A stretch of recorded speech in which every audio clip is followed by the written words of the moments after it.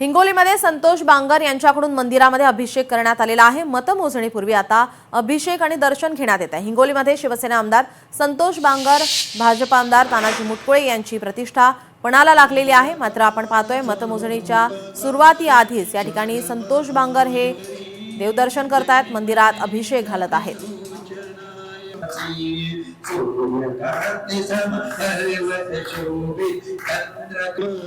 संतोष बांगर यांनी ओम अमृतधारा मंदिरामध्ये अभिषेक केलेला आहे। मतमोजणीपूर्वी संतोष बांगर या ठिकाणी अभिषेक घालताना आपल्याला पाहायला मिळतात। थोड्याच वेळात आता मतमोजणीला सुरुवात होणार आहे। या ठिकाणी संतोष बांगर आणि तानाजी मुटकुळे यांची प्रतिष्ठा ही पणाला लागलेली आहे। हिंगोलीमधील या ठिकाणी लढती महत्त्वाच्या मानल्या जातात।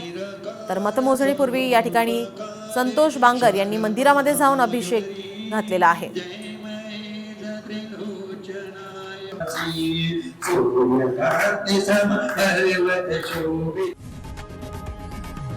लोकशाही मराठी ऐका, पहा, जागरूक रहा।